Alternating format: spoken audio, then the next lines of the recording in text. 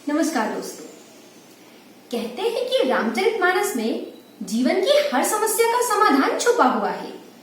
जीवन की ऐसी कोई समस्या नहीं जिसका समाधान रामचरितमानस से ना निकाला जा सके। इन्हीं समस्याओं या यूं कहें कि आपके मन में उठ रहे प्रश्नों का उत्तर जानने की एक कारगर विधि है रामशलाका प्रश्नावली।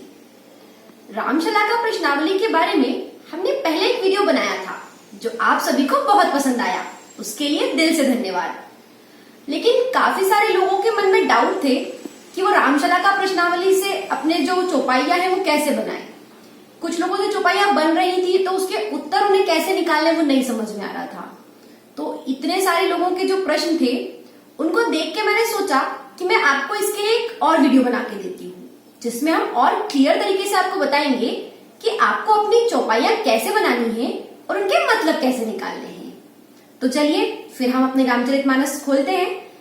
इसमें ना रामशलाका प्रश्नावली आपको 2-4 पेज के बाद ही मिल जाएगी, मतलब आपको काफी सारे पेजेस नहीं पलटने, क्योंकि रामचरितमानस की स्टार्टिंग में ही रामशलाका प्रश्नावली दी है। ये देखिए, अब कुछ पन्ने हम पलटेंगे ना तो ये है हमारी रामशलाका प्रश्नावली। ठीक है, ये पूरा चार्ट दिया हुआ है, इसी से हम अपनी चौपाई बनाएंगे। ठीक है, तो मैं आपको ना एक इंपॉर्टेंट टिप देती हूँ कि जब भी आपको रामशलाका प्रश्नावली से अपनी चौपाई बनानी हो तो आप अपने साथ एक नोटबुक रखिए और एक पेन रखिए। क्योंकि क्या होता है ना कि जैसे हमने कोई भी एक अक्षर पे हाथ रखा, अब पूरी चौपाई बनाते बनाते हम भूल जाते हैं कि हमने कहाँ से स्टार्ट किया था। तो उसके लिए आप ऐसा कीजिए कि आप पेन रख लीजिए और जो भी आपका अक्षर निकले आप नोट करते जाइए। तो आपकी जो चौपाई है ना वो लास्ट में आपको पूरी क्लियर समझ आएगी कि हाँ मेरा ये पूरी चौपाई बनी है, तो उसका मीनिंग ढूंढने में आपके लिए आसानी होगी। ठीक है, तो आपको क्या करना है कि आपके मन में जो भी सवाल है आप उसे एक बार सोच लीजिए कि आपको क्या क्वेश्चन पूछना है। ठीक है, फिर उसके बाद आप आंखें बंद करके 2 मिनट अपने इष्ट देव को याद कीजिए। ठीक है, तो हम पहले वहीं से स्टार्ट करेंगे।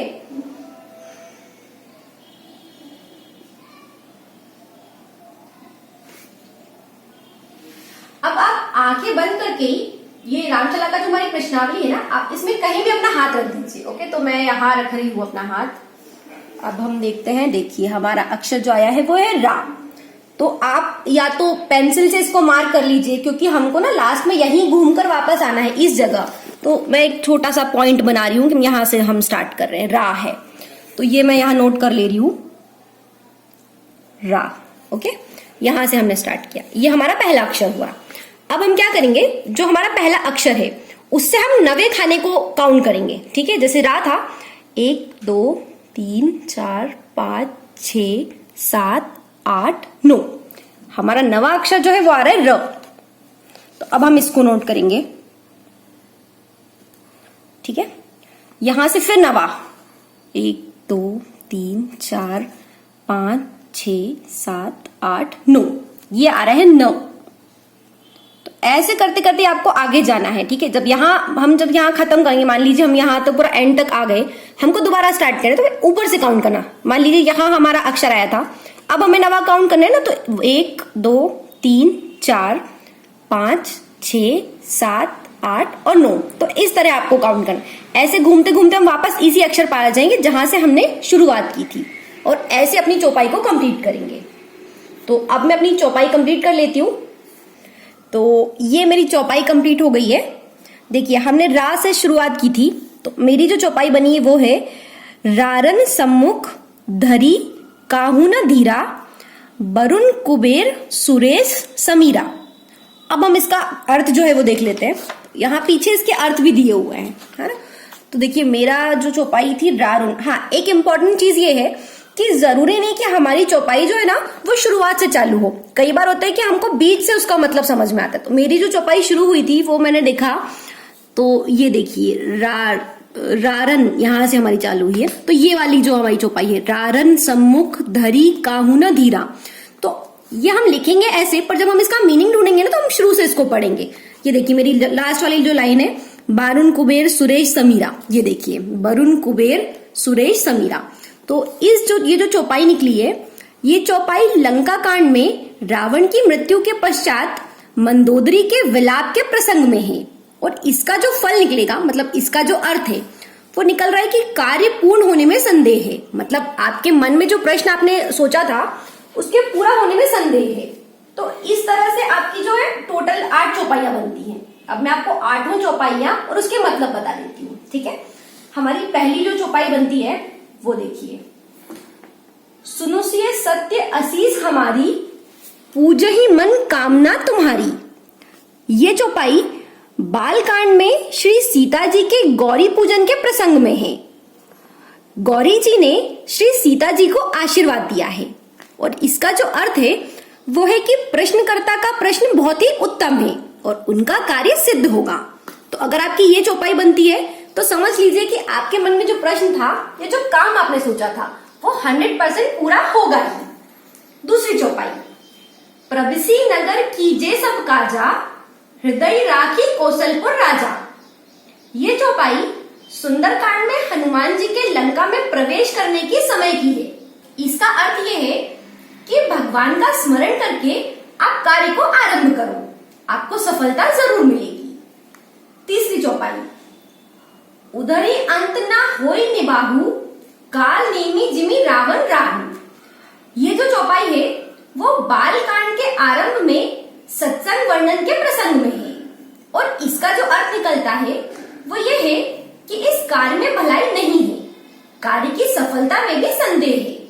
अगर आपकी चौपाई ये बनती है तो इसका मतलब ये है कि जो भी प्रश्न आपके मन में था वो अगर वो काम होता भी है तो वो आपके हित में नहीं है, इसलिए या तो कोशिश कीजिए इस कार्य को छोड़ दीजिए क्योंकि उसकी सफलता में भी संदेह है।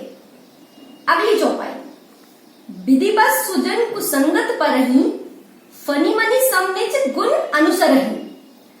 ये जो चौपाई है ये बालकांड के आरंभ में ही सत्संग वर्णन के समय की है और इसका अर्थ है कि खोटे मनुष्यों का संग छोड़ दीजिए, कार्य पूर्ण होने में भी संदेह है।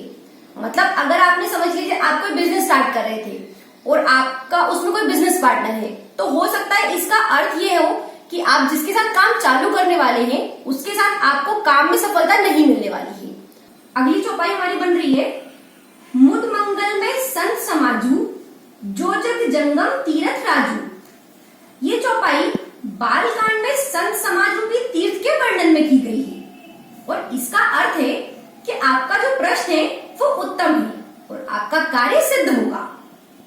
अगली चौपाई, गरल सुधारिपु करहि मिताई, गोपद सिंधु अनल स्थिलाई। ये जो चौपाई है वो श्री हनुमान जी के लंका में प्रवेश करने के समय की है और इसका जो अर्थ निकलता है वो ये है कि आपके मन में जो प्रश्न है वो बहुत ही श्रेष्ठ है और आपका कार्य जरूर सफल होगा। अगली चौपाई जो है वो मैंने आपको बताई, जो मेरी चौपाई निकली थी, वरुण कुबेर सुरेश समीरा, रण सम्मुख धरी कामु न धीरा। तो ये जो चौपाई है ये लंका कांड में रावण की मृत्यु के पश्चात मंदोदरी के विलाप के प्रसंग में की गई है और इसका मतलब ये है कि जो आपके मन में जो सवाल है, आपका जो कार्य है वो पूरा होने में संदेह है। और 8वीं और आखिरी हमारी चौपाई है, सुफल मनोरथ होमु तुम्हारे, रामु लखन सुनी भय सुखारे। ये जो चौपाई है ये बालकांड में पुष्प वाटिका से पुष्प लाने पर विश्वामित्र जी का आशीर्वाद है और इसका अर्थ निकलता है कि आपका जो प्रश्न है वो उत्तम है और आपका कार्य जरूर सिद्ध होगा। तो इस तरह से मैंने आपको पूरी चौपाइयां बताई और उनके अर्थ भी बताए।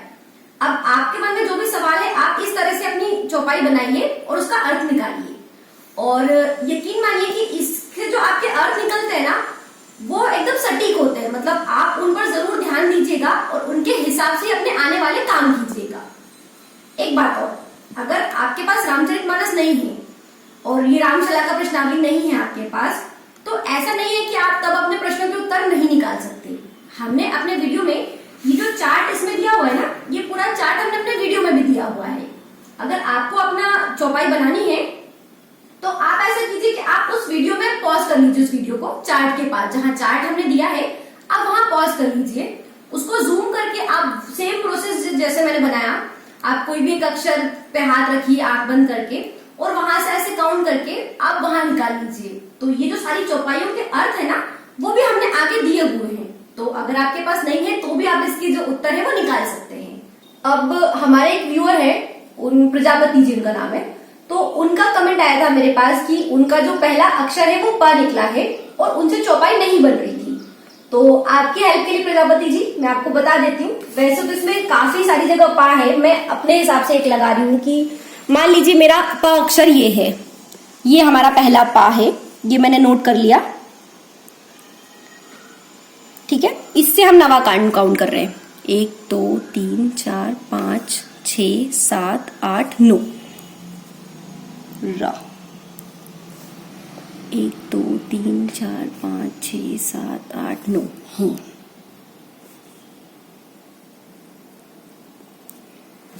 1 2 3 4 5 6 7 8 9 फ।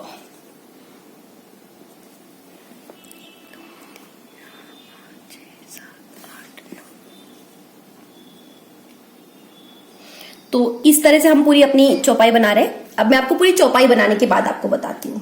ठीक है, तो ये हमारी चौपाई पूरी हो गई है।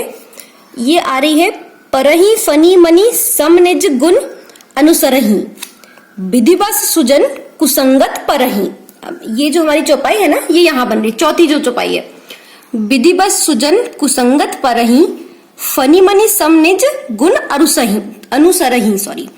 तो इसका जो अर्थ निकल रहा है वो ये है कि खोटे मनुष्य का संग आप छोड़ दीजिए और आपका कार्य पूर्ण होने में संदेह है।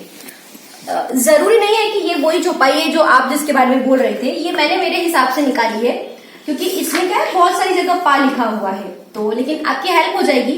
तो आप ऐसा कीजिए कि आपने जहां पर भी जिस भी पा पे आपने हाथ रखा था आप वहां से इस तरह काउंट कर लीजिएगा और फिर आपकी चौपाई का जो अर्थ है वो यहाँ से आप निकाल लीजिएगा और मुझे कमेंट करके जरूर बताइएगा कि आपको ये हेल्पफुल हुआ या नहीं। तो दोस्तों अगर मेरी आपको ये कोशिश अच्छी लगे तो मुझे मेरी वीडियो को लाइक कीजिए और मुझे कमेंट करके जरूर बताइएगा। धन्यवाद।